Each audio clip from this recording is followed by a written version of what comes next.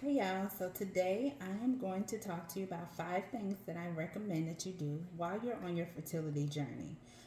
These are some tips and resources that I've put together just to kind of give you some guidance if you're going through a current loss or if you are first time going through your journey into becoming a mom and you don't really know where to start because you've had some roadblocks in achieving that pregnancy. So, one of the first things that I want to recommend is investing in your mental health. Um, if you work for a company like I do, we do offer something called EAP or the Employee Assistance Program, and that program just offers free sessions to see a therapist. And basically, after you use up those sessions, they usually refer you over to your insurance, and then your insurance will start to pay for those sessions, and then you just pay your copay. So that is really informational if you want to take that back and just try to figure out if your company offers something like that. Regardless, it's going to do you well to just get in and find a licensed therapist. Now, you may have to research and find somebody that you really connect with, but I think it's going to really help you to get into a good mental space to deal with it, especially if you're grieving a loss. I had a loss earlier this year, so talking to my therapist was really instrumental in getting me back in the swing of things to go forward and continue on my journey to pregnancy. If you're in the Atlanta area, her name is Adrienne Slaughter. The name of the business is Lotus Behavioral Health. So if you check her out, tell her I referred you. She's really awesome. Just listens to you, gives you feedback, and also action items. So you will have homework to do to, again, just get yourself in alignment and get you ready to go on this journey. One of the other things I would suggest is literature. So, reading, just finding some books. I actually have two that I'm going to tell you guys about, but just getting in the swing of getting your education up and just figuring out more about fertility, more about reproductive health, just so that you're in the know, especially if this is your first time around. It's going to be really beneficial for you to get your education up. So, one of the first books that I would suggest is Sacred Woman. If you're on more of a spiritual journey like I am, Sacred Woman by Queen Afua is a really good read. She talks a lot about womb health, different foods, vegetables, and fruits, what the different colors signify, what they do to your body, what they do to your mental health, what they do to your womb. Just really good information about food and how it can help you or how different foods can hurt you and hurt your fertility. She does talk a lot about meditation. She talks about going out and getting into nature. She also talks about manifestation and altars. If you're interested in creating an altar, just different things that our ancestors did, different practices. She talks about cleansing your home, cleansing your space, what that does to assist with fertility. Just really good information. So I highly recommend that one. The other one is going to be Taking Charge of Your Fertility. This is by Tony Weschler. So this is a really good book as well. I found both of these books on Amazon, but this one talks about the fertility awareness method. So this is strictly about fertility, conception for women, checking your basal body temperature, noticing when your peak fertility days are, how to check your cervical mucus and to know what the different discharges mean. There is something that she uses called the fertility awareness method, and that's basically just charting. So you're just going in and creating a chart, and you're taking notes of these times and different things that your body is going through at certain phases. It's really good if you're really into charting and really into taking notes so you have a visual. So I highly recommend that book as well. The third thing that I'm going to talk about is getting a fertility workup. So basically, when I decided to start having my family, I went and got blood work done at my OB. Just checking my ovaries, just checking, different things. And I found out that I had PCOS. And all PCOS is a hormonal imbalance. So finding that out, I kind of knew that something wasn't right because I was having irregular cycles. And there's just different things that go on with a hormonal imbalance.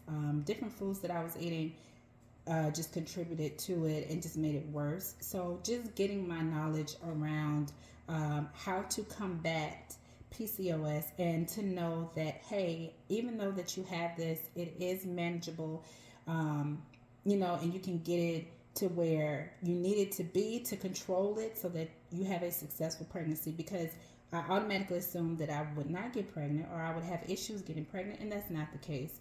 So you just have to learn about it and just learn what you can do to control it and to just get through it so that, again, you can have a successful pregnancy. Um, the other thing with blood work is just to kind of figure out if there's some underlying issues that you may not be aware of, that your OB may not be aware of. So that is one of the reasons that I did go to a fertility clinic. I had a consultation, and they did some more different types of blood work and ultrasounds. We did an HSG test, and in that HSG test, I learned that I had both of my fallopian tubes when I thought I only had one, because when I had my ectopic pregnancy at age 18, I was under the impression that the doctor removed one of my tubes. I found out that that was not the case, and I would not have known that had I not done the HSG test. So when I found out that I did have the one fallopian tube, I did learn also that it was dilated and it had scar tissue and fluid buildup. So usually, if you have either an infection or if you have any type of surgery, that can cause that tube to do something like that. So from my previous surgery, being that the doctor did not remove it, it allows scar tissue to form, and now there is fluid on that tube.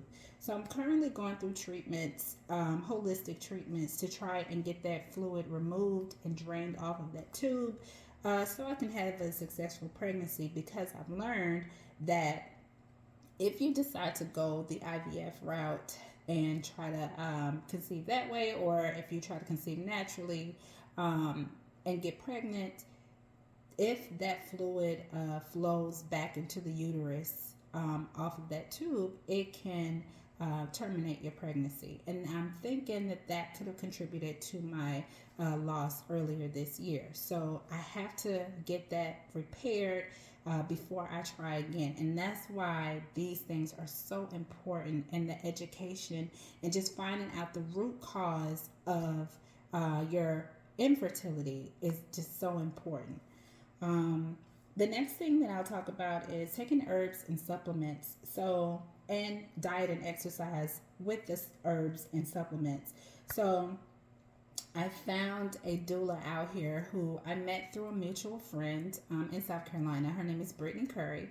Brittany Curry has a business called Bellies to Babies Holistic Care.com, and she puts together these herbs in these packages to try to help you out with different things, different ailments. So basically, she created a custom blend for me when I was going through my miscarriage. I chose to go through expectant management, where I just let nature take its course, and I was having a long time getting all of the contents out of my uterus. And so she created a custom blend, and that custom blend helped everything flow naturally. And I'd say within a week or two, I had released everything. So I thank her for that. Thank you for trying it. In the custom blend, there is called Angelica, Black Cohosh, and Motherwort. So if you're familiar with those herbs, that is what I used. And then now I am taking what's called a pregnancy preparation blend. And that just helps reduce some of the fluid that's on my tube. So in that package, there's a specific herb, dandelion, which is really good for that. I'm also taking some other herbs like red clover, and there are some herbs that she made for a yoni steam. So I will do one of those before my cycle and one after my cycle. One of the other things I like was this castor oil pack. So this is castor oil. You just take this out, rub it on your womb, put a hot towel on there, and then you just kind of lie down and just let it, just work for about 30 minutes. So this is good if you have menstrual cramps. It's also good if when you're ovulating, you try it and it just assists with the ovulation. So that's really good and really helpful. Diet and exercise, watch what you eat, stay away from like dairy and different things. It's just really not good for you, especially if you have PCOS like me. The last thing I will talk about is alternative medicine. So acupuncture and Reiki healing, meditation, yoga. These are all really, really good, helpful things. I have recently done acupuncture and I met with a doctor out here in South Carolina. His name is Dr. Joseph. Dr. Joseph is awesome. His business has 5 stars. Really, really nice gentleman. He suggested that I do 8 rounds or 8 sessions of acupuncture, and he's focusing on the side of my fallopian tube that has the fluid buildup. So he put those needles there, these poles, and they pulsate. I probably laid on the bed for maybe like 40 minutes or so. And it was just really, really helpful. I really enjoyed it. It's really relaxing. Scary at first because you see all these needles, a little sore when you get up. But the medicine that he's using is supposed to break up any cysts, any tumors, like fibroids that I may have, in which I have 3. And just to help with this fluid buildup. There are some supplements that he also recommended for me. And again, acupuncture is just Chinese medicine. This is something that they use. And there's some different ingredients in here for inflammation, tissue swelling. There's cinnamon in here. Cinnamon is really good because it lowers your blood glucose levels, cholesterol levels, if you have diabetes, a wide range of ailments and infections. There's a medicinal mushroom ingredient here.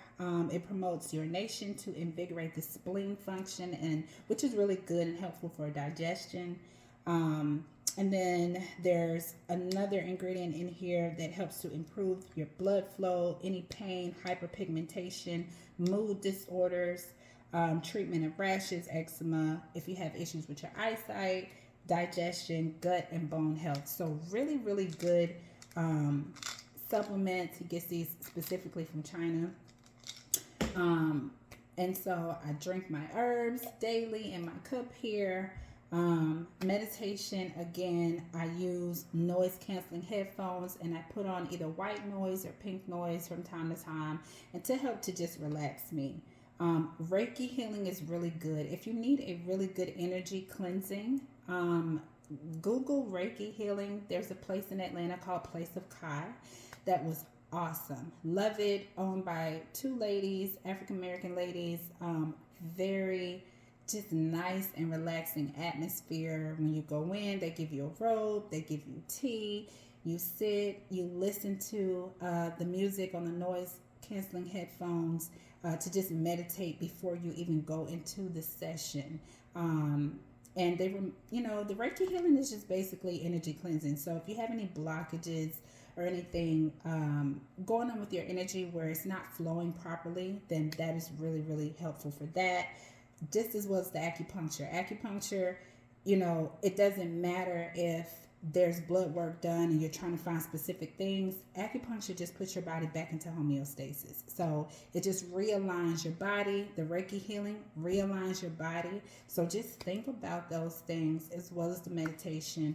With the yoga, there's a place in South Carolina called Bikram Yoga that's hot yoga. So you sweat during the sessions. I haven't gotten over there yet, but I plan to. So just all over health to help assist you in your fertility journey. So thank you guys. If you try any of these tips and resources, let me know how they work for you. I will keep you guys posted and let me know how it goes.